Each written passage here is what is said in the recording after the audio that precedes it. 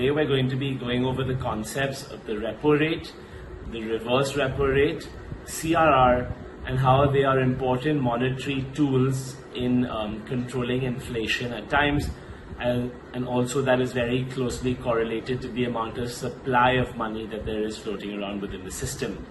Now the repo rate is the benchmark repo rate as we know it, is the rate at which the central bank at any country, in our case the RBI, would loan money out to the commercial banks so that they can in turn enhance their lending capabilities in the event that obviously the deposits have slowed down or other sources of financing such as equity, etc. have run their course and the tap has essentially dried up.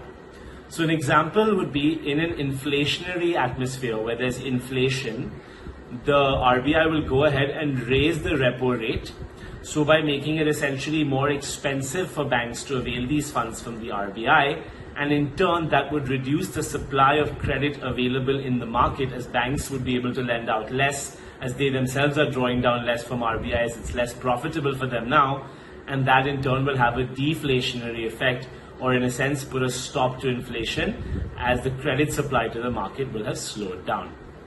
Now the reverse repo rate, which is another very interesting tool that's used equally by monetary authorities, is the opposite in essence to the repo rate. It is the rate at which the central bank pays scheduled commercial banks in any country to deposit their funds with the RBI.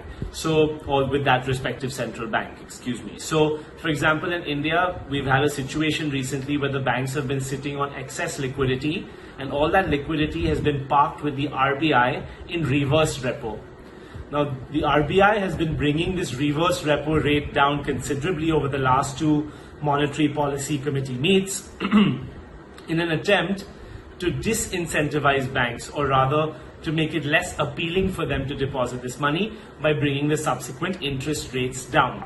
So in a situation like this, where the RBI wants to encourage banks to lend more, they will essentially be prone to dropping the reverse repo rate, and that in turn should spur banks to turn to borrowers where the yields are significantly higher, despite the fact that there may be a little more risk. So that's what the reverse repo rate is. They both can be, if you want the opposite effect, you can raise the reverse repo rate as well. If you want the opposite effect, you can also raise the repo rate. But in India, over the last 3 months, there's been a reduction in both these rates.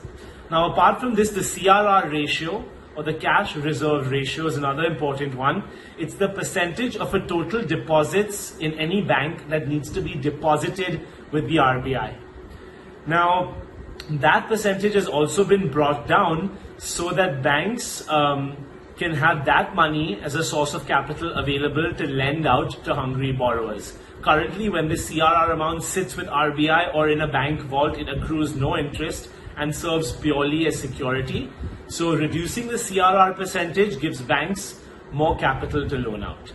So that's what these three tools are and how they've really been enforced in recent times.